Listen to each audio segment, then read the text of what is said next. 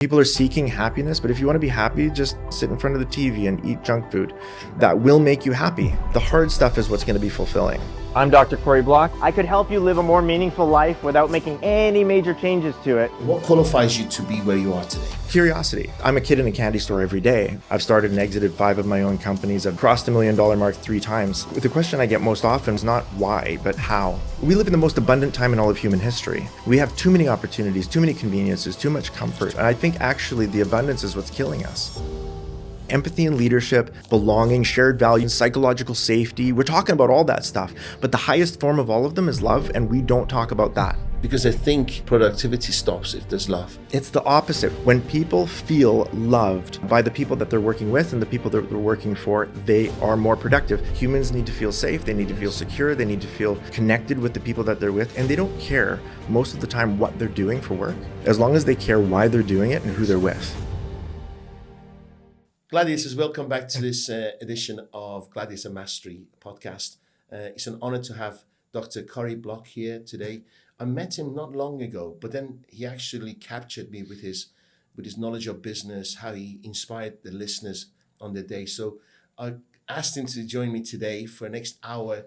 Hopefully he's going to definitely he's going to enlighten us and teach us lots of things. And I'm going to leave this podcast much more wealthier human being than I started. So Good. Welcome, Doctor. Thank you so much. And I appreciate you saying that, because my big passion is just to mess with people's heads as much as I can. And that's good. It's right? fun. It's fun. Through messing with people's head, growth comes through. That's true. Yeah, I just think, look, we're meaning creating machines as humans. We've got 1 million years of history in creating meaning and curating meaning for ourselves. And I think we can do a much better job of that if we're encouraged in the right way. Yes. So if I'm master of anything, it's the curation of meaning. We're going to come to that. I've got so many questions to ask you because... Where do you want to start? Okay, what qualifies you to be where you are today? Share your journey, please. What qualifies me? Yeah. Curiosity. I think since I was a child, I've collected competencies, and that has been my addiction. When you say collecting competencies, what do you mean? I mean learning things. I become intensely curious about something, and I follow it until I get a PhD or a certification, or I write a book. So if anybody looked at my LinkedIn profile, you'll see like it's a week long. It's horrible. And the question I get most often when people review it is not why, but how. Mm-hmm. How can you have done all of this while working full-time, raising kids? I've lived 8 years in Estonia, 5 years in Yemen. I've started and exited 5 of my own companies. I've buried 2 others. I've been bankrupt twice and crossed the $1 million mark 3 times in my life already. And people ask me all the time, how do you do it? Well, I'm just addicted to competencies. And you still keep a smile on your face, right? Yeah, you're look, optimistic and you're positive. And why wouldn't I be? We live in the most abundant time in all of human history. None of our ancestors had this level of opportunity, this level of healthcare, communications, transportation, technology opportunities that are in front of us now. None of our ancestors. Well, it's also kind of a catch. The knowledge at the tip of our fingers, right? Yes, the access to information. So for me, I'm a kid in a candy store every day. I did my first PhD when the digitalization of libraries was just taking place in the mid-2000s. And then suddenly all of these texts that were never accessible unless you flew from one library to another were accessible from anywhere. So I could do... In a candy store. Right? Oh, it was genius. Absolutely genius. So I just became like incessant. Your accent's American, Canadian? I'm Canadian, but Thanks for that. That hurt. I'll cry about it later. I did change it very quickly. I've just come back from Toronto. I love Canada. I bought an apartment in Toronto. Oh, no way. That's amazing. Good for you. So Good for it's you. off plan, but you're in a couple of years. But the prices are shooting up in Canada. It's true. But yeah, the it's true. economy is not doing great. But anyway, that's another. But it's a rich country, right? It is. Yeah, we've got like a third of the world's fresh water, and I think that's going to become important in the next 50 years. Exactly. Yeah, I wonder which war is going to start. Trump's going to go in and say, I own the southern side of these lakes. Yeah. So education-wise, you say you have PhDs and doctorates and so forth. But at school, as a child, were you really smart?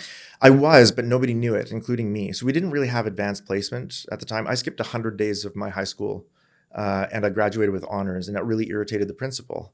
And my math teachers and my English teachers were really irritated with me because I would just not show up to class. Yeah, I didn't put any effort in, and I would still do well. And your parents were good with it, or they knew you were skiving? They didn't know mostly that I was. So you were highly smart yet naughty. Correct. Yeah, I was smart and naughty. So I'm glad that I ended up on like the light side rather than the dark Yes. side, because I think I would have been a terrible villain. But yeah, then I went to college. It was boring. I dropped out after a year. I still don't have an undergraduate degree. So I wasn't, through all of my early 20s, I was just consuming books. I just read voraciously So those 100 everything. days you didn't go to school. You were reading, or you were Yeah, a lot of it or I was reading, and I spent a good deal of time actually coaching. It wasn't called coaching then. I was counseling my friends. They, they were going through issues in their personal lives with their parents, with their job, whatever. And I would say, hey, let's skip school. Let's go for coffee. I'll take you for coffee, and we had The a. question is, did you pay for coffee or they did? They did usually, yeah. Good. I would get a So- free so coffee you and an were- so you're educational commercially conversation. minded then. 100%, There's lots yeah. of people who help. Don't commercialize it, right? No, I A lot of would. people Yes, help and they're all skint. yeah, I would get I'm a free the idiot coffee. who buys the coffee as well. That's right. I would get an education. Let me and a free help you and buy you a coffee. God, No, but it's thanks. really, for me, it was fun, but I didn't realize what was going on at that time. For me, I was just bored. And I didn't know until actually I was 26. I started my first master's degree. And that wasn't because I wanted it. I didn't want to go back to school. My mentors, I had coaches back then. We didn't call them coaches. I just called them business guys that were more experienced than I. That Did you approach them? yeah. And hey, can I take you out for lunch? Can we spend some time together? I just need your advice. And And a kid in the early 20s or late teens, right? I was Approaching- 23 when I moved to Estonia, right? I was already the inventory manager for the largest window manufacturing company in Canada. And I was controlling about $40 million in inventory. And I moved the whole organization to JIT, which was great, but it was just sort of made sense to me. I didn't get any education in that. The owner loved me and he hated it that I resigned when I was 23 to move to the other side of the world. I just wanted why talent. Tallinn. Yeah. Both of my kids were born there and I started my first so your 5 organizations wife is, there. Estonian. No, my ex-wife, my first wife, also Canadian. She came with me. Why Estonia? I I love that region. I love that's- Riga. It's Yeah. one of my favorite cities. Oh, it's beautiful. Absolutely Yes. beautiful. They had actually in the region, they had the only Western restaurant when we moved there in 1998. Riga was the only city in the Baltics that had a Western restaurant. They had a TGI Fridays. Yes, So we would I've pilgrimage been. down there for the weekend Amazing. just to have like a burger and fries at a regular Western restaurant. So But why? we had friends that were living there. And one of them was like, hey, you should move here. The economy is really great. It's a great place to set They up lied shop. to you. And they liked me. And I wanted to make a difference somewhere, Yes. right? And my dad was going through a bit of a midlife crisis at that time. And we were sitting in the backyard having a beer. And he said, I've just finished 25 years in my company and I'm not quite sure if I've wasted half of my life or not. And I was like, Wake Dad, up. seriously. And he said, listen, kid, you know what? It's fine. I'm going to stick it out. I'm going to retire here. But if you want to do something adventurous with your life, you should do it while you're young and you have time to clean up the mess. And that really made sense to me. So I went home, told my wife, we sold everything. We moved to the other side of the world and started in Well Estonia done because to we her had, for yeah. moving, right? And Yeah, saying, let's yeah. go. Yeah, we wanted to make a difference. We wanted to help to affect youth culture in Estonia and the region if we could. So we started an educational organization. Then we did third-party education in high schools. Then we did large events. Then because we needed it, we did sound and lighting equipment rental. Then I started a clothing They didn't line, speak which the language. yeah, Because I'm those days they didn't speak English. a little bit, but They're highly that's right. educated people, but Correct. English isn't so well spoken. And Yeah, it was about 70% Estonian, 30% Russian. And so we learned Estonian. So I'm one of the million people in the world that actually speak speaks Estonian. Estonian. It's really poor now because I've buried it under 8 years of Arabic. But yeah, you it was. speak Arabic. Yeah, I speak Oh my Arabic. God. Yeah, still. Get out of here. But I lived in Yemen for 5 I don't years. speak So one word and I've been here 15 years. well, shame on you. Say that in Arabic. Haram alek. Damn it. Thank you. Afwan. Allah yaftah عليك. It's been, so after that, we exited our companies in Estonia, moved to Yemen. Again, adventure, wanted something different, wanted to give our kids a different kind of upbringing. I really wanted my kids to live as immigrants for a while, and I wanted to actually learn Arabic. So I met this guy in London. He was doing consulting for the Ministry of Electricity in Yemen. He said, oh, you should move to Yemen. And I said, that's great. Where is that? And he had to actually literally show me on a map because I had no idea. Anyway, so it made sense to me. There was this little school in Taz where they taught modern standard Arabic.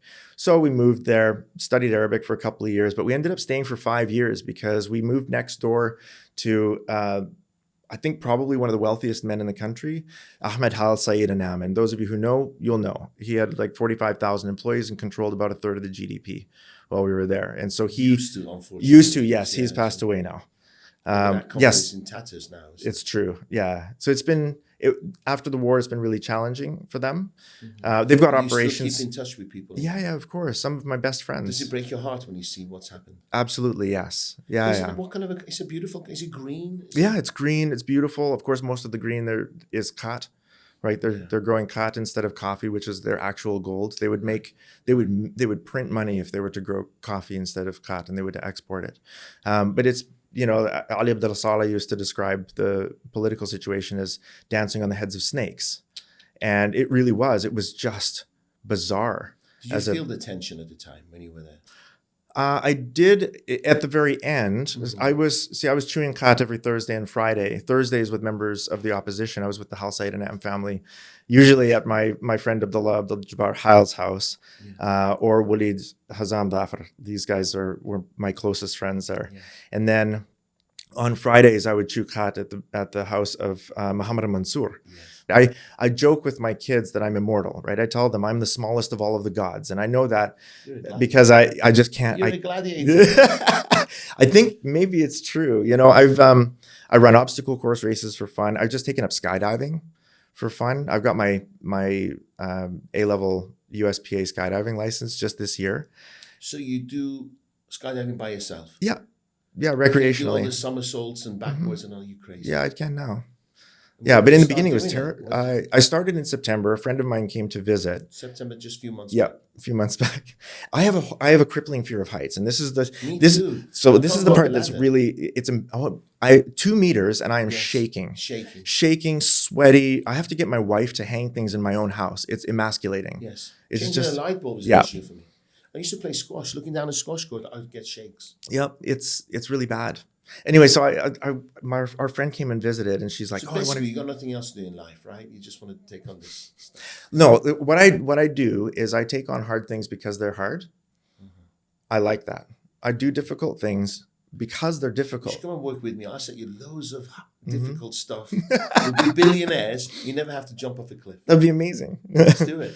Yeah, when I started running obstacle course races, it was the same thing. I wanted to do in Spartan, they have 3 different lengths of races, 5 kilometers, 12 kilometers, 25 kilometers. So I escalated, I did that. Then I found out you could do all 3 in a year and you could get a different kind of medal.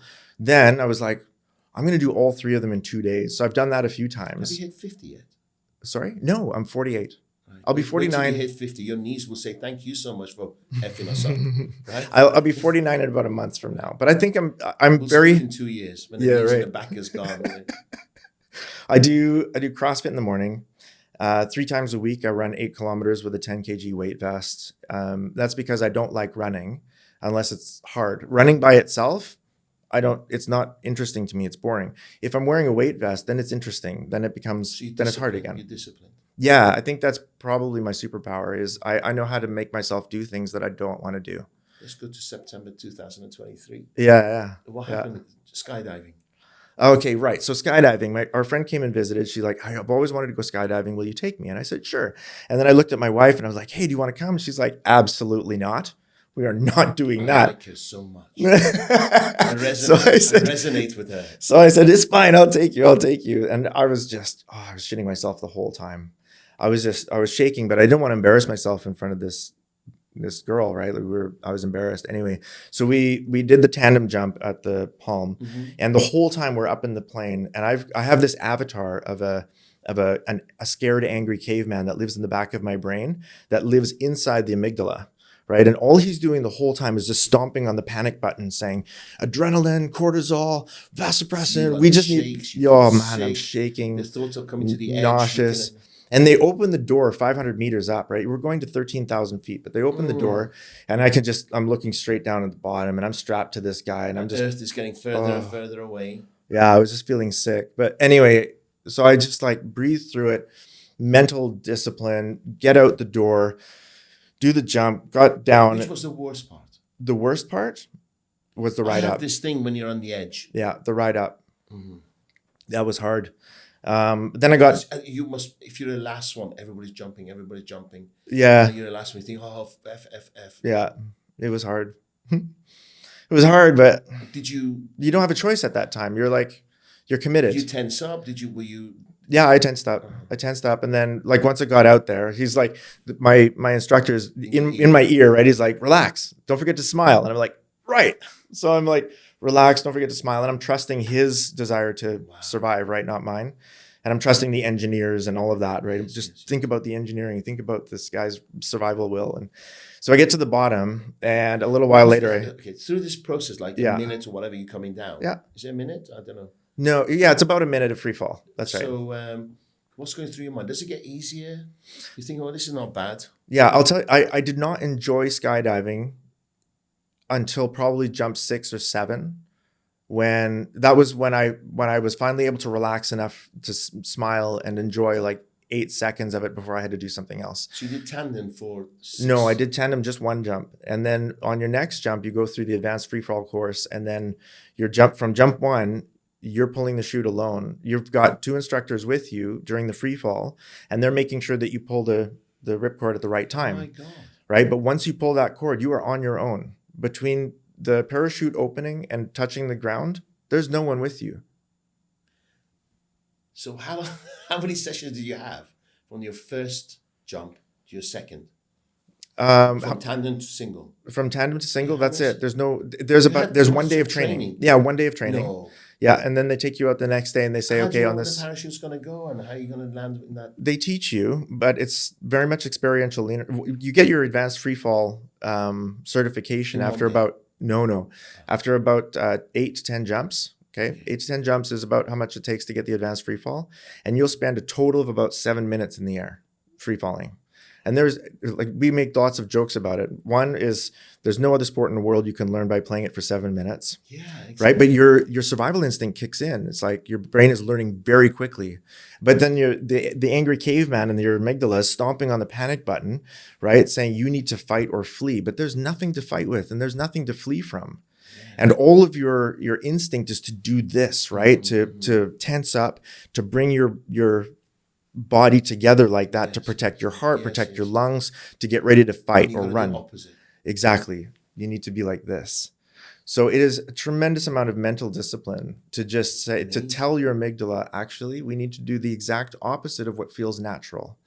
None of it is natural. It is the least transferable set of skills I've collected. Now you do it for fun. Yeah, I do. I do it to see what happens with my brain when I do it. Can you go backwards and Yep, do I can twists now. and turns? Yeah, that part is really interesting. And diving and what they call tracking, when you're moving straight through the air like that, it's really fun. That part is really fun. I feel like I'm flying at that. You're moving at about 300 kilometers an hour, Yes. but because the horizon is your reference point, it's just you're moving really. Bullet. Yeah, you're like a bullet. Yeah. Wow. So Yeah, which ones? Lots of entrepreneurs listening to this conversation. Should we open up a business or jump off a plane? I don't see the difference. I think probably it's going to be scary either way. I think opening up a business is a bit like having a kid, right? Jumping out of a plane is very fast. Opening up a business is very slow. The first 2 years, it's just crying and screaming, which is mostly yours. It's just shit, piss, and vomit. No sleep. No one says thank you for anything, and you're always trying to save it from killing itself. Right? So I've raised kids. I've started and exited businesses, and Raising I can kids say was it's easier. yeah. Man, I'll tell you, like, honestly, the things that I've done in my life that have been the most fulfilling have been the hardest. Yeah, I think honestly, I think happiness is a distraction from fulfillment, and people are seeking happiness. But if you want to be happy, just eat a Big Mac, watch Netflix. That'll make you happy. You want dopamine, serotonin, oxytocin? Fine. Sit in front of the TV and eat junk food. That will make you happy. Okay. Take action. Yeah, but it's not going to achieve things. Then you get true. The hard stuff is what's going to be fulfilling. And I'll tell you, all of that stuff, right? Writing books, doing postgraduate degrees, starting businesses, raising kids. It was like 15% happy and 85% really hard work. Absolutely. And that's what makes it. And so it was the same with learning. Most people don't want to do that hard work. That's right. Consistently over That's a period right. of time. And it's the same with the obstacle course racing, the marathon off-road, like 50 kilometer off-road racing. That's not fun. That's not enjoyable. You're not spending 6.5 hours or 8 hours running in soft sand thinking, wow, I'm having the time of my life. I'm so happy. No, you're not happy. All that caveman's Yeah. constantly. And the caveman's like, this is really hard. Yeah, Actually, the you idiot. caveman gets a little bit turned on by that because your ancestors survived the planet by taking on those challenges, right? We were all gladiators at some point. All of our ancestors earned us the right to be Survival born. all the time and protection. Yeah, by doing the hard things. And we live in such an abundant, comfortable, convenient life. And I think actually the abundance is what's killing us. We have too many opportunities, too many conveniences, too much comfort. We're like lions in padded cells that we've built for ourselves. We are bored. Very true. I saw a clip, 3-4 minute clip of 1930s. There was hardly anybody who was overweight. Yeah. Yeah, most people couldn't afford to eat 3 times a day. And they walked everywhere. They were active. It's a new thing. Yes. So we don't have, we've got adaptive mechanisms that our ancestors gave to us, right? Those adaptive mechanisms are what allow us to adapt to the world. And some of them are unconscious and some of them are conscious. Like calluses on our hands. When we lift things that are heavy a lot and we get a lot of friction, your skin develops calluses. You don't decide that; it just happens, right? Or I'm white, so if I stand in the in the sun too long, I turn dark, right? I don't say, "Hey, I'm going to turn my skin dark." No, my skin just the melanin just sort of changes color and pigment because it's an adaptive mechanism. We have the same in our heads. What we don't have an adaptive mechanism for is abundance. We don't have an adaptive mechanism that's right. So you have a kill for bread switch in your head, right? That will tell you, hey, you're starving, you will die. Find another human that's got bread, kill them and take their bread. Yes. Okay? You have that because that's a survival mechanism. Yes. Putin's listening to this going, that's me. Yeah. Putin's loving this now. He's got a big erection listening to this. He gets me. I'm going to hire him. Yeah, exactly. He gets me. But what we don't have, we don't have a switch, an upper limit that says, hey, idiot, you're eating so much it will kill you. Which is why we were watching 600-Pound Life on TLC. Yes. There's no upper limit switch. And it's the same with complexity and convenience and comfort. We don't have an upper limit switch that says, hey, idiot, this is too much complexity. You can't take on all of these opportunities. It doesn't matter how good they are. You cannot fulfill them all. Right? And which is why every single time one of my executive coaching clients calls me after burnout, they are shocked. They call me from the hospital, they call me from bed, and they say, I've had an anxiety attack, or I've burned out, or I've just decided to take a week off for personal mental reasons. I never saw it coming. I'm totally surprised. They tell me all the time. But you recognize the pattern. 100%. Yeah. And I've got so much information after like 15 years of coaching. Yes. Now I can tell when my coaching clients are headed for burnout, and I say, okay, and I've got a calculator for it. I've built a calculator. I tell them, this is the cost to you. This is the cost to your company. You're at your level of complexity. This is it. If you don't simplify now, you will end up in hospital making that same phone call to me as I've received another dozen times. Oh, Corrie, I should have listened. I never saw it coming. Most people just go through their own experiences. Yeah. And that cost on the bottom line, that's millions for the company. Of course. Right. And that's why not just coaching, that's why executive coaching with a real qualified executive coach is so profitable. Yes. Is because we can very easily help a CXO notice $1 million opportunity or avoid $1 million mistake. Yes. And then it's like, wow, okay. Then the ROI is very simple to calculate if you have that shorthand. We're going to come to that. That's more. I want to talk about the structure of your business right now and everything. But so you exited, you went to Yemen, you left in a hurry. You left your business behind. You didn't have a chance to exit it. No, that's correct. I was consulting for a Chinese company based in Beijing. I left them, relocated here on a visa. Dubai. Yes, I had co-founded a company that was based here. Oh, that was 2012. Okay. Yeah. Goodness. Seems like, it's a long time. Anyway, so but it goes fast. It does go fast. Yeah, I think, time flies when you're having fun. Yes. We're busy all the time. Yeah. Busy doing good things, not just busy for busy's sake. That's the choice we make. Yeah. Right? Because it's easy to take on every opportunity, but not all opportunities are good. That's true. Yeah, especially where people come to make money and trade. Yeah. Yeah. Well, I have the same problem my coaching clients have, right? My task list is growing every day, and there are more things on my task list than I can ever do, and there are more good things to do every day than can ever be done. Yes. And I have the same 24 hours as you and Elon Musk. That's it. You just make a better use of it. Yeah. So I've become more disciplined. A time wizard. Yes. because time is the only fair resource, right? Opportunity is unfair, threat is unfair, environmental, situation, socioeconomics, religion, language, geography, skin color, that's all unfair, right? But time, we all get 24 hours. That's it. They tick down at exactly the same pace for every human being. So that's the differentiator. That's what really sets us apart from each other. I was in Davos, and happened to be the Davos conference. Yeah. And I was sitting in the reception of the hotel, and then Bill Gates' secretaries came out. Oh, nice. And there was reporters waiting, and she'll say, Financial Times, whatever. Yes, you got 2 minutes. Daily Telegraph, you got 1.5 minutes. Yeah. I was like, wow, they don't have time to say, how are the kids? Yeah. How was your weekend, Bill? Yeah. The way he is disciplined with his time, Yeah. it changes the way people deal with him. That's right. So the reporters had that 1.5 minutes. They had the questions ready. Yeah. It's true. And that was my wake-up call. I said, that's why he's so rich. I should say, I'll send you I have an ebook called The Protocol, Please. which I've only shared with my executive coaching clients. Okay. And it is how I manage my own time. Because people ask me, I live a very complex life. I work hard, right? But I also play hard.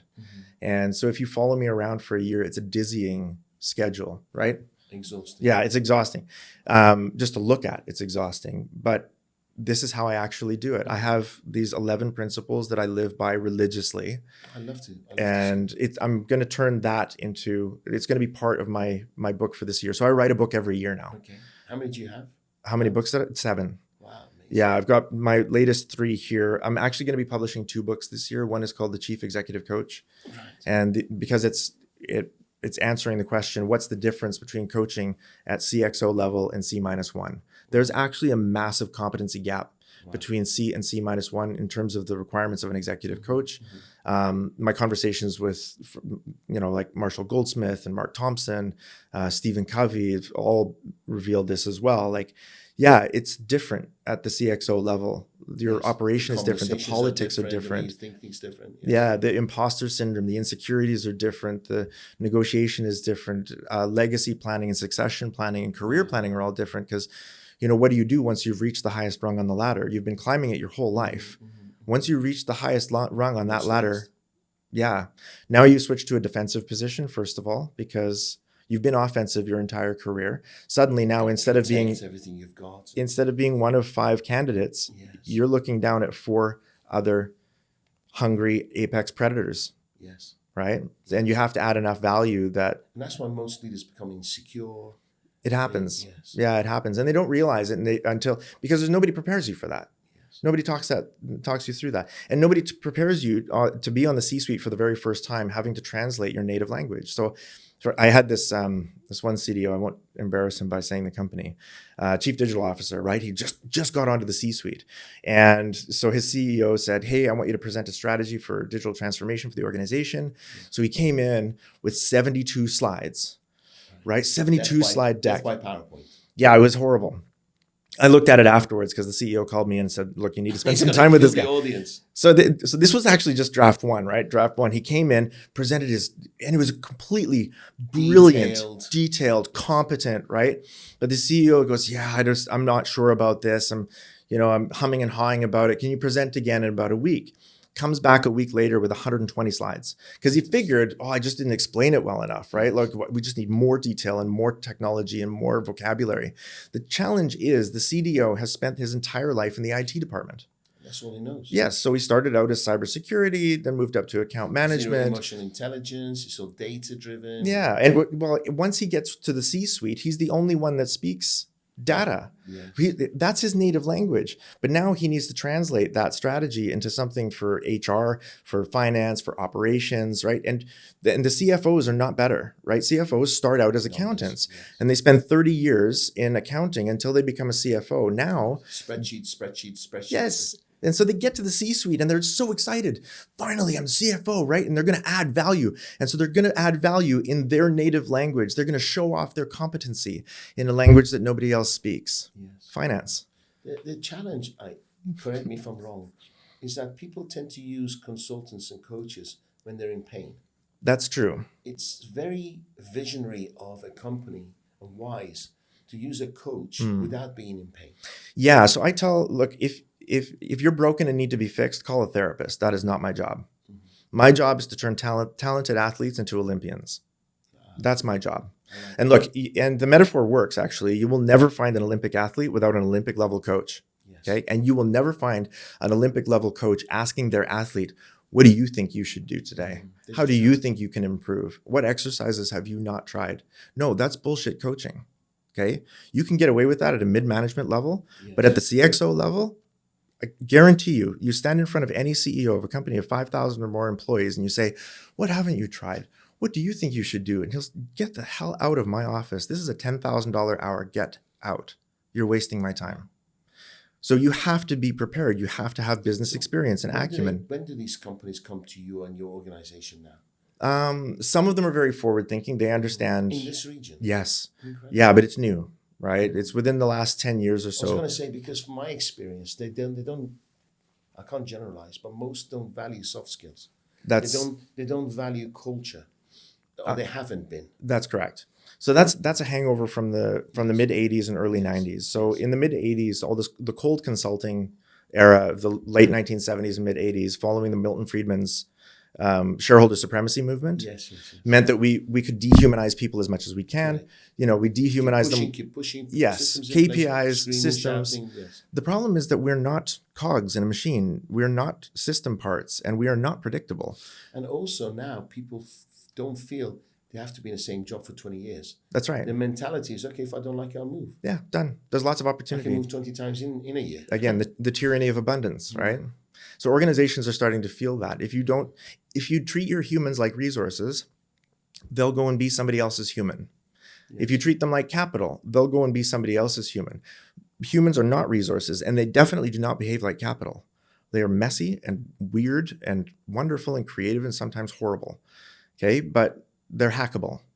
And if you learn how humans behave and how they're motivated intrinsically, not with carrots and sticks, right? If you treat people like donkeys, they'll start behaving like donkeys. But if you understand what people's real motivations, intrinsic motivations and meaning are, then they will work for you when no one's looking. And that is what you want. Yes. Right? I like to walk into my office and everybody continues what they were doing.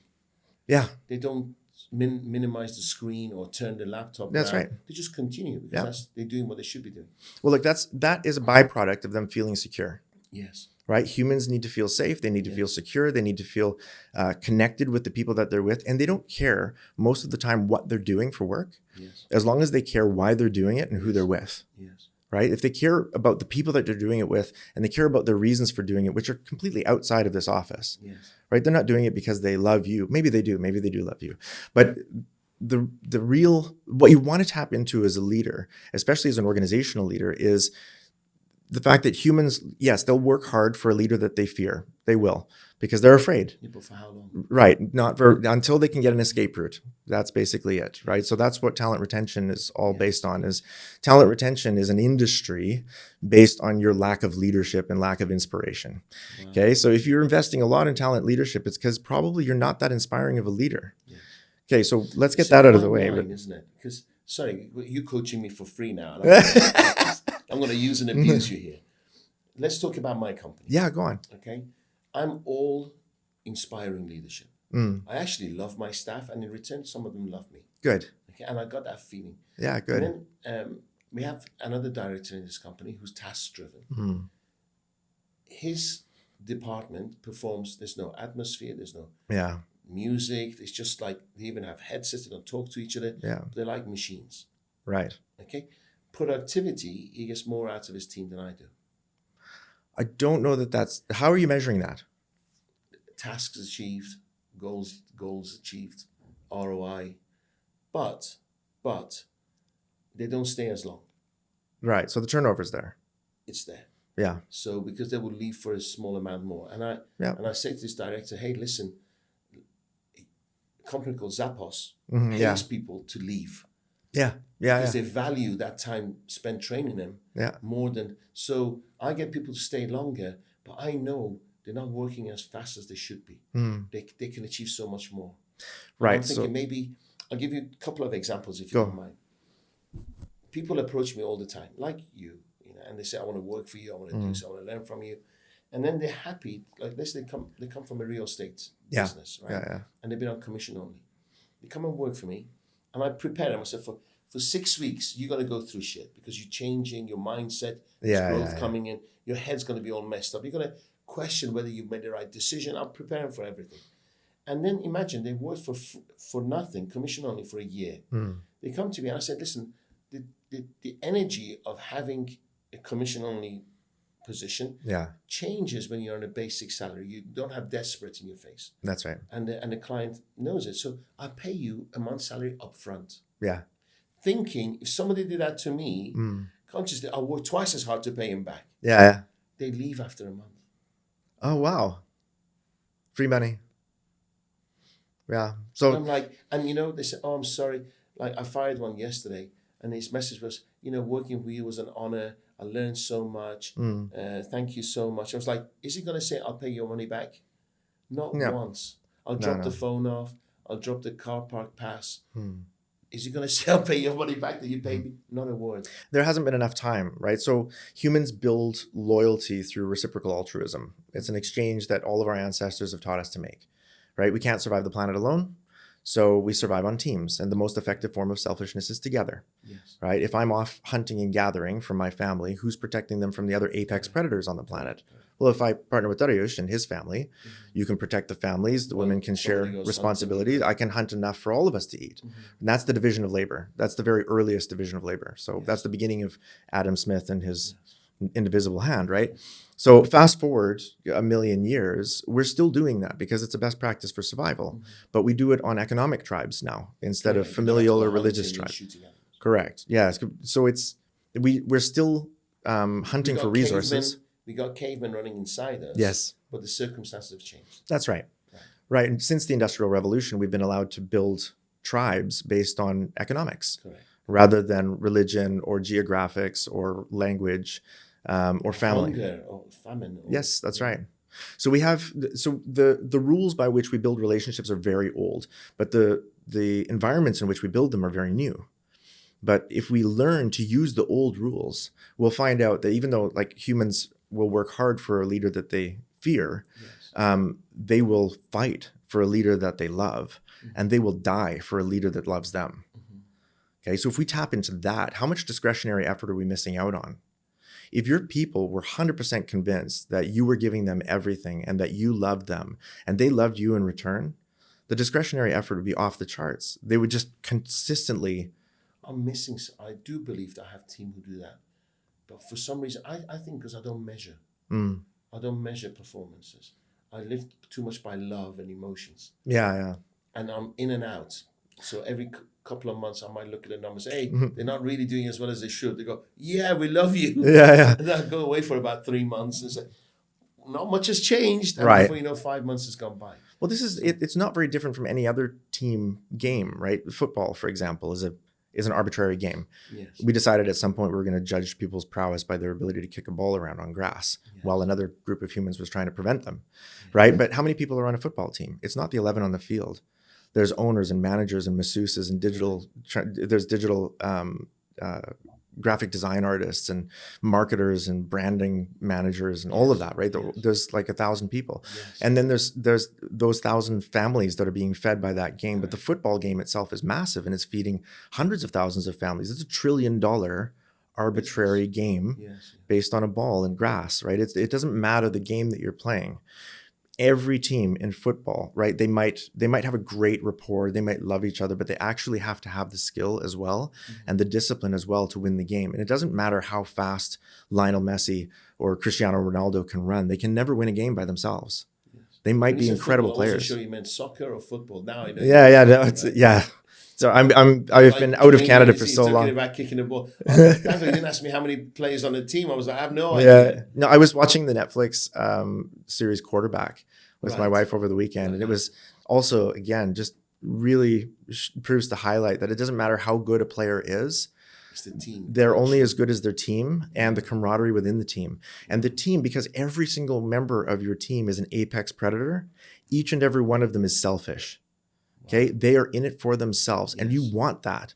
That's fine, as long as they know that that being with you for that day is their best, fastest, most effective way to achieve their personal goals for their personal life. They will run hard. They will pass accurately. They will do the best they can. You watched the Michael Jordan documentary on Netflix? Yeah, it was up a few months ago. Yeah, maybe a year maybe ago. a year ago. Yeah, yes. I did. It was, was fascinating. incredible. Yeah, really, really His good. mentality, and he was selfish in a way because Of he course. wanted to be the greatest, but he pulled the whole team up. Yeah, because he was in the court practicing when nobody was looking. Yes, because he was really, really in it for himself. David Beckham was the same. Exactly right. Yeah, Lionel Messi was the same. Yes, Cristiano Ronaldo was the same. yes, So at the very highest level, we're kicking our own asses when nobody's looking, in the dark, without anybody watching, with no metrics, no KPIs. I'm out in the morning at 5 a.m, running 8 kilometers with a 10 kg weight vest on, because that's who I am. And I want to be able to play at my best. How old are your children now? We have 5 between us, my wife and I. Yeah. So my oldest is it's his 23rd birthday today, actually. Yes. Oh. So he's 23. Thank you for being here. Cheers, my pleasure. My daughter is 18, turning 19 next month. We have a 9-year-old son and 6-year-old twins, boy-girl twins. Oh, beautiful. Yeah. And any of them like you? Do any of them like me? I think they do. No. I'm kidding. Are like you? Are they like you? Yeah, my son. Similar. My son is very much. 23-year-olds. Yeah, very much like Does he me. come running with you in the mornings? No, not that no. much. No, but I didn't do that when I was 23 either. I was a skater, so I got my exercise through skating and hurting myself and getting back up again. But he has that kind of level of discipline. He's in cybersecurity. He's running the IT department for a startup in DIFC. Oh, wow, amazing. So yeah, I'm very proud of him. Amazing. But it's all under his own steam. It's his own discipline. It's like, I want to do this. He's got your gifts. He's got your personality. I think so. Yeah, the competency addiction for sure. Amazing. I think that's going to work out really well for him. So you arrived. We're jumping timescales, but I'm loving this. Go on. You got here 13 years ago. Yeah. 12, 13 years ago. Yes, that's right. And then how did you start? New country again. Yes, again. You're in your 30s. Yep. Early 30s. Yeah, I co-founded an FMCG company and started a new brand, did product development, did research on product development, and developed an award. The product is called Chicky Chunk. Okay. Canned chicken, flavored canned chicken. We manufactured in Thailand. We sold all over EMEA, and it was amazing. We won awards at Cial in Paris, and here we won best new halal food at Gulf Food. Yeah, that was really cool. I was like, oh, awesome. Did you make much money doing that? Yeah, quite good at the time. And then I used that because I had my first bankruptcy was in 2008, right? So I was living in Yemen. We had everything invested with a broker, an investment broker, and the brokerage went bankrupt, and there was no protection. So it was just, we watched the value of our investment just go down, down, down, broker down. As in financial investment, Yes. not like broker for properties. It was financial investment. Yeah, it was financial investment. And total trust. Yep. You gave him everything. Yeah, it was very, very painful because not only did we lose everything that we had saved, but it was a family friend. Oh, wow. And he felt horrible, but he lost everything as well. He didn't have a conscience. Yeah. He felt horrible as well, but he lost everything too. And it was so we just cried. We cried for a while. I found the bottom of a bottle of whiskey and I got back to work, because that's what you do when you're an apex predator. And then when you're an apex predator, do you come home and cry to your wife, or you just don't say anything? No, I cry to my wife. Yeah, my wife. Because you can be an apex predator and show vulnerability, right? Yes. You don't have to be strong. Yeah, no, I've always treated my wife. I was married previously for 22 years. Yes. Now my second wife, we've been married 4.5 years. She is my partner in everything. I had full transparency with both of my wives. Yes. Actually, it was an interesting segue. I decided when I was 20 years old, I wanted to live a life without secrets, because I had seen what secrets had done to my parents growing up. And so I told my wife, yeah, I said, I'm just going to tell you everything that there is to know about me that's even remotely interesting, good or bad, right? You're just going to bear all of that, because I wanted to make sure that I knew that there was somebody on the planet that knew me completely and loved me anyway. That's a huge amount of trust, isn't it? Yeah, because some of it was really humiliating, right? Yeah. Telling people, even telling somebody that close to you, those very humiliating, embarrassing inner things, like it's hard. Yes. So, but the payoff for that. The fact is that she was worthy of it because she didn't turn it around against you. That's correct. So Yeah. you chose the right person. Absolutely. Some people don't choose her. some people don't choose the right people to share vulnerabilities. Yeah, like my first wife, Dawn, she and I had 22 years of amazing adventures together. And even though the marriage ended, You're still friends. yeah, the adventure was incredible. I'm not going to throw the book away because the last chapter was hard. No, that doesn't make sense to me. We had an incredible time together. We really did. And she was my best friend. Eventually, she decided to go on an adventure that I wasn't invited on. Sure. And that was the beginning of the end for us. Sure. But when I started dating my second wife, Was that hard on you at the time? it was devastating. The most difficult thing I've ever gone through. Yes. Because boundaries were stepped over, right? Yeah, it was.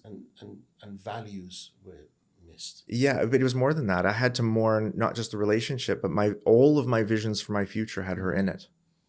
Yes. Right. I had to mourn every Suddenly future. You have to go back to the scratchbook and just start all over again. Yeah.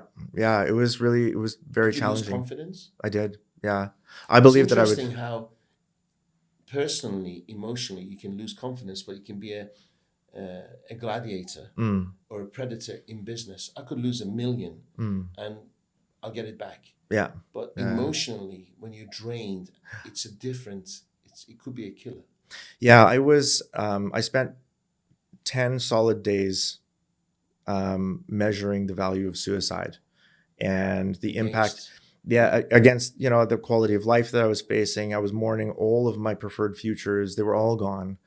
And I didn't want to, and I was convinced I was never going to find a relationship like that. And I was going to spend the rest of my life alone. And I stuck around because of my kids. I couldn't do that to them. And I knew it was my empathy for my kids that kept me here. Because you're going to mess up their future if you quit. That's correct. Yeah. And so I was like, okay, I can't do that to them. I'll stick it out for a while. And then counseling. I had really great therapists at the time. I had an independent therapist. My wife and I had a couples therapist. We worked for about 6 months to try to put it back together. Oh, I see. Yeah. And in the end, So the grass wasn't greener. No. The grass wasn't greener. So people look for a bit of excitement in life, and they often find out that's bullshit. Yeah. Yeah. But you can't unshit the soup. No. Right. So some people look for the honeymoon, but they don't realize honeymoon ends. That's true. Yeah. It passes, right? Yeah. They don't think long term. And I think in there, my friend. I know. I agree. Demoralizing. I slept on the beach for 11 days. Yeah. It led to my heart attack. The stress of it all. Yeah. The shock of it all. Yeah, it was really, really horrible experience. But I'm so grateful for what I've learned as a result of that. Also, you got your second wife, right? That was a shock. This opportunity. My second wife and I, we met 3 days after my divorce. So my divorce was finalized. I had friends that was like, they knew what I was going through, and they said, "Hey, we've got a friend. She's just starting her divorce. Would you mind meeting with her?" No, so she doesn't understand. She doesn't understand the process. We know you understand Sharia law. Can you give her some tips, right? So coffee, right? Yes. A year and a half later, we were married. 2 broken biscuits having coffee. Yeah, we bonded over a lot. We bonded over a lot. It was really bizarre because almost you're sharing your vulnerability right from the beginning. Yeah. Right? Yeah, but then I also had to share my secrets. Yeah. Remember the commitment that I had made, right? To live a life without secrets. Yes. So about a year into our relationship, when we had decided actually this is heading for permanency, I said, look, I'm going to have to share some stuff with you. It's going to take some time and it's going to be hard. I said, I've committed to live a life without secrets. And my goal in this conversation, however long it takes, is that at the end of the conversation, you will never, ever say, well, you didn't tell me that. So I have to unload to you every bit of interesting information about me, positive and negative. It took a few days. And it was hard. We went through a few bottles of wine in the conversation. It was hard for her to process it. Yeah. So, wow. Yeah. So, but she'd never seen anything like that. But the benefit that I get from that is that I know that I'm truly loved because I know I'm truly known. For the good, the bad, the ugly, everything. Yeah. And that's the only way that I can know that I'm truly loved is if I'm truly known. And I am truly known by my wife, not by everybody. I don't put everything on social media, but my wife knows absolutely everything there is to know about me that's even remotely interesting. Do you know, what I find is that you made a promise to yourself. Most people seek acceptance from others who are not qualified. Right. Yes. And you knew you were going to open up to that one person. A lot of people open up to a lot of people. Yes. and they're surprised why they get hurt. Yeah. Because they're not being selective that Yeah. they bring into their lives. Yeah. They're not very clear with their boundaries. They're not clear with their values. I find that a lot of my coaching clients end up opening up to me about things that they don't open up to anyone else about. They feel safe and they trust. Yeah, I carry around billion-dollar secrets all the time. And it's my calm, my trustworthiness, my empathy, my kindness, and then the practicality of the advice that I give. I think that helps me in that.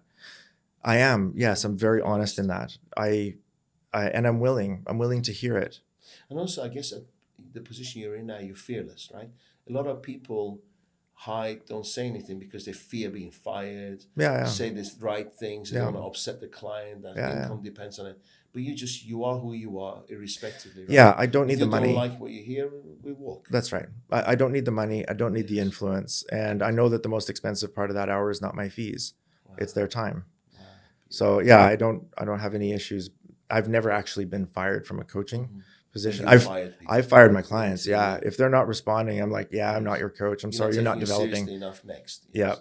Yeah. You will regret this in time, but I'm not going to hang around for you to find out. Yeah. It's for me, I view myself as an Olympic coach, and I'm looking for Olympic quality athletes.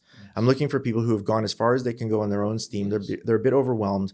You want to break a world record, you're going to have to do something that no human has ever done before. That's the definition of a world record. And in order to do that, you're going to need a coach that can coach an athlete to do something that no human has ever done. Do you feel like athletes, top execs, they have the personal life affecting their professional life? So you're not just a professional coach, a business coach. Often it's the mindset, personal stuff going on. That's affecting. I'll tell you a case study. Okay, so one of my coaching clients, and I'm not going to obviously mention who it is or where they work. Sure. More than 10,000 employees. Yes. Was managing an acquisition of about 2,500 new employees, managing an acquisition and going through a divorce at the same time. Mm-hmm. So the love of his life had said, I want a divorce. Meanwhile, he's got all of this. He's got 10,000 families to feed, 2,500 families coming in. All of the culture is based on him, and he's negotiating this acquisition, but he's heavily emotionally distracted, right? That can cost millions on the bottom line. But who does he talk to? Who do you talk to about that? And I said, do you have a therapist? Yeah, I talked to my therapist. She has no idea how to help me. Yeah, like in this context, when I'm in the office and all I want to do is break down and cry, but I'm rereading this contract again. How do I do that? Give me tools for that.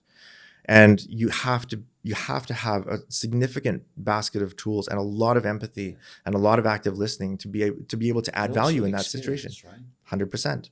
Yeah, so I've done that. I was chief strategy officer, interim chief strategy officer for a group of companies when I was going through my divorce. Yes. And being able to isolate the emotional impact of my divorce from the strategic impact of my decision making was an incredible set of tools to learn. I was coaching myself every day.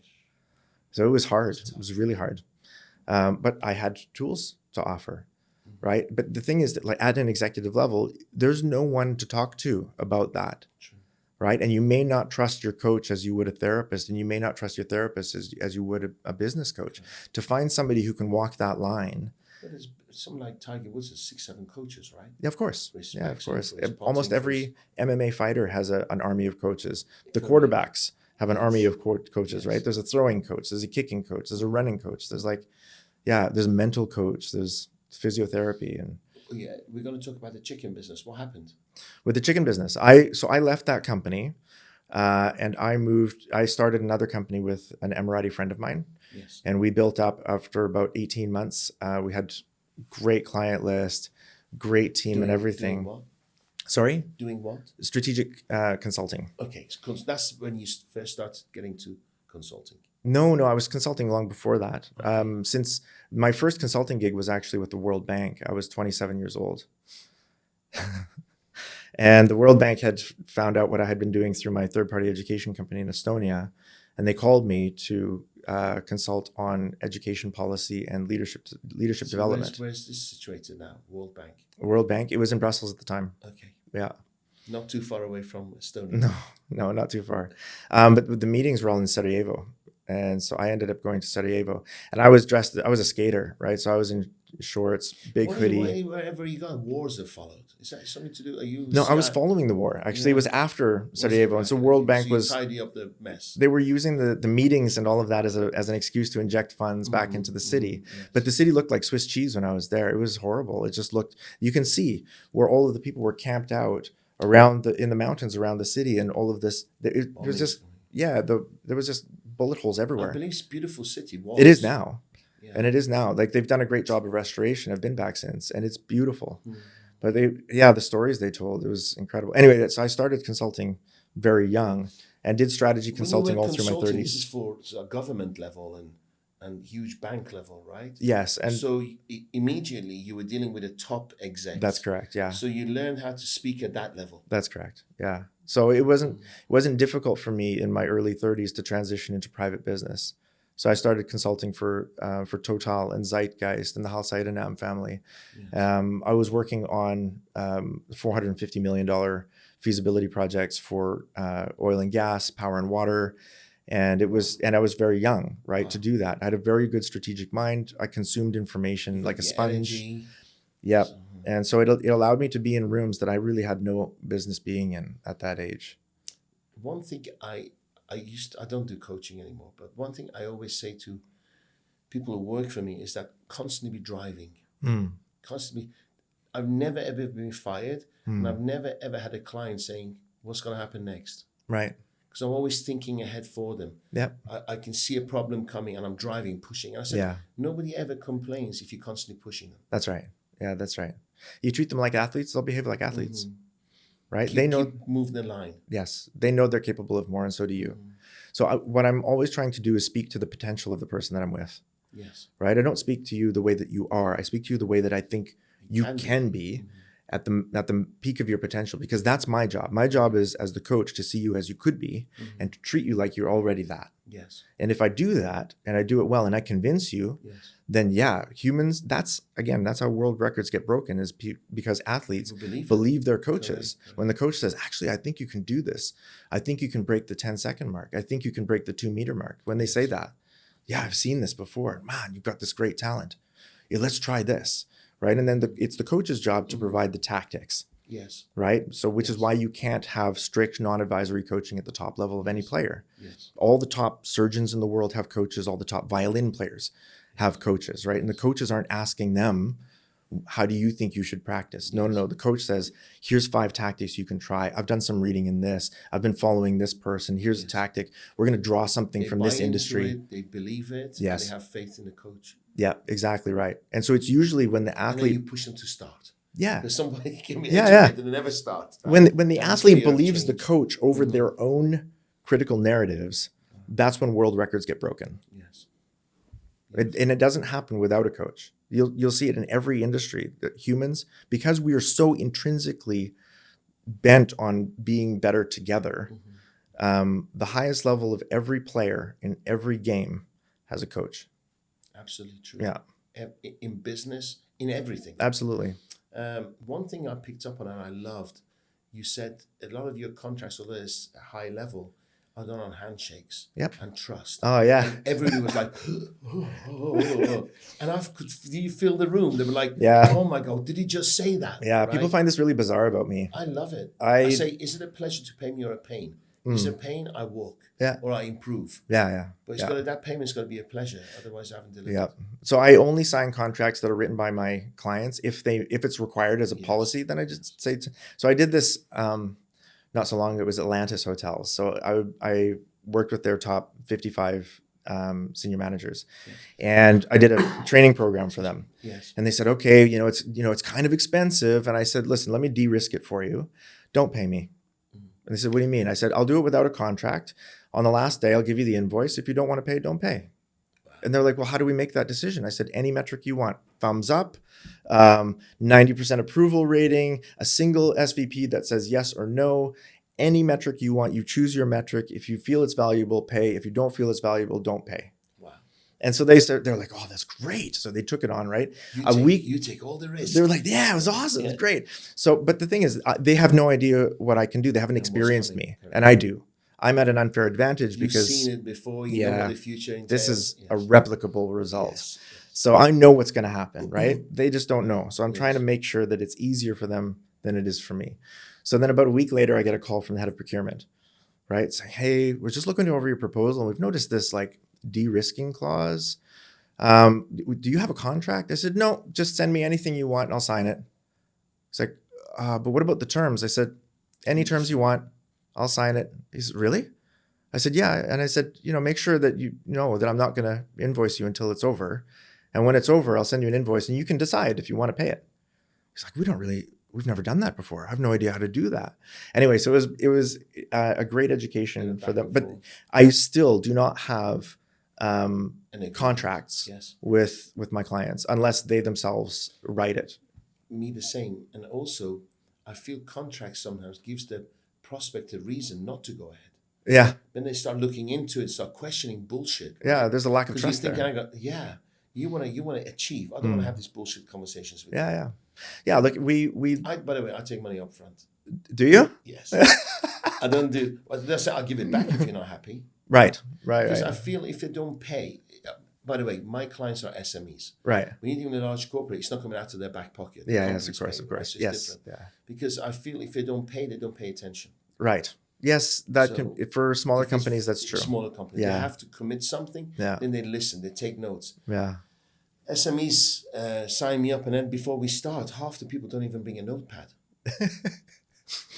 Oh, it's okay. I'll take notes on my phone. Oh, Yeah. They're clearly not expecting anything life changing, right? Exactly.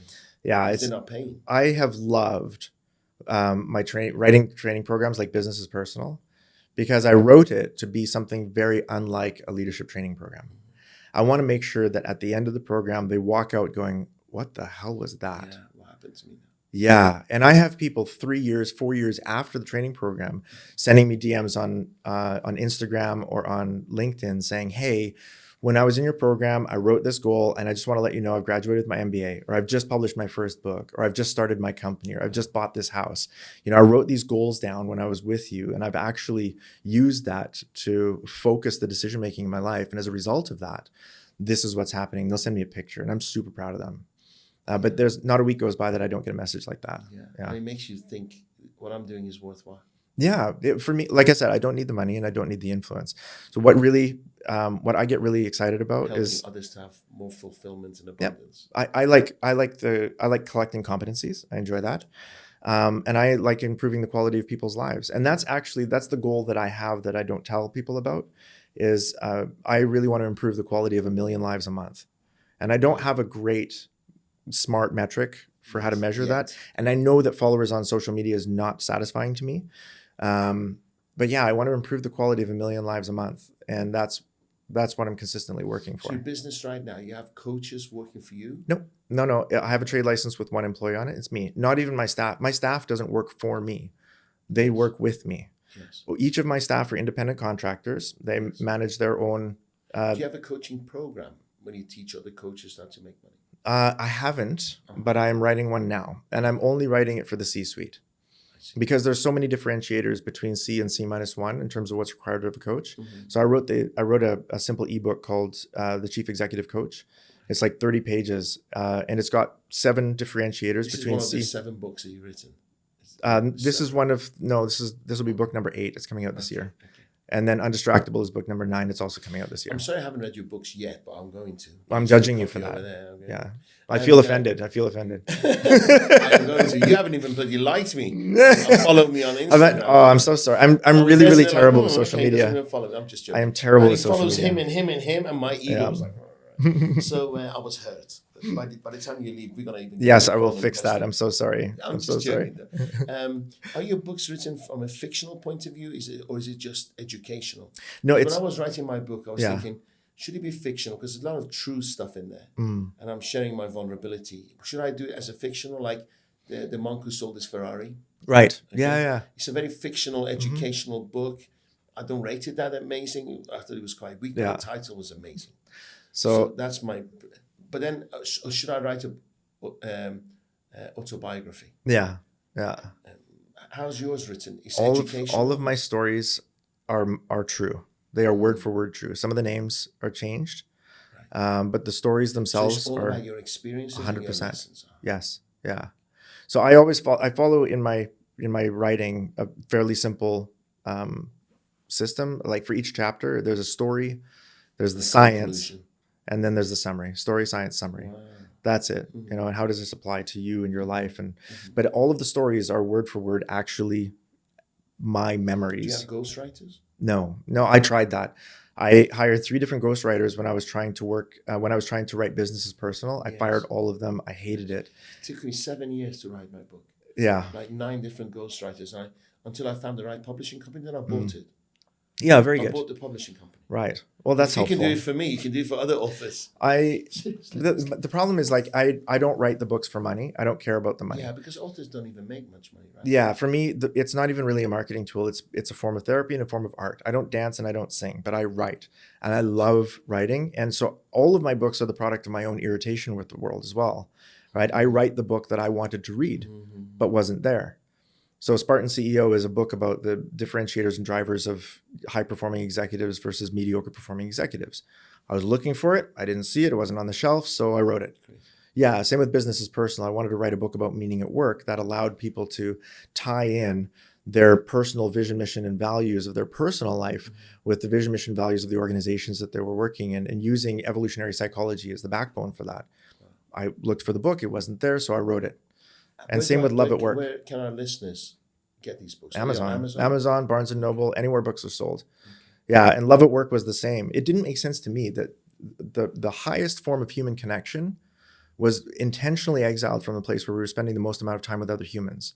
Right? That does, yeah. We're with other humans at work every day, all day. We spend more time with our coworkers than we do with our own families, Absolutely. and yet we can't talk about love. That is ridiculous to me. I can name dozens of books on empathy and leadership, belonging, shared values in organizations, psychological safety. We're talking about all that stuff. Yes. But the highest form of all of them is love, and we don't talk about that. Because they think productivity stops if there's love. No, People go soft. it's the opposite. People go soft if there's love. It's the opposite. When you look at I've done the research, right? So you'll see the research in there. Okay. If you read the book, you'll find the numbers. When people feel loved by the people that they're working with and the people that they're working for, they are more productive. They take 2 less leave days every year. They work an extra hour of discretionary effort every week on average, right? Which is an extra week's worth of work every year. Yes, they, even though they're willing to work for less money, we actually pay them more because they perform better.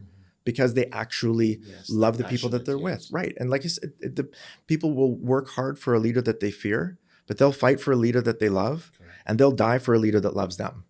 So as soon as they're convinced that you've got their back in everything, they'll give you everything. That's where your discretionary, that's where your margin is. Napoleon was like that. Yeah. Yeah. People, his soldiers adored him. Yeah, absolutely. They loved him, and they took bullets for him, literally. Absolutely. And I think this is where, like, Stephen M.R. Covey has become a friend of mine over the last couple of years. The son of... Yes, the son of... Yeah, that's right. So he wrote a book recently called Trust and Inspire. Okay. And I criticized him a little bit personally because he didn't go as far as love, but he recognized, like, when we were talking over lunch, he's like, we should have written that. We should have written love, right? But trust and inspire is the core of that relationship. You even challenge your friends who are in the same industry.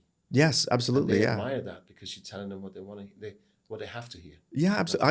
I was at Thinkers 50 in London in November of last year, and I met Amy Edmondson. Amy Edmondson is like the guru of psychological safety in management theory, right? And I asked her, I said, look, you've got so much material on psychological safety. Why are you not talking about the highest form of it?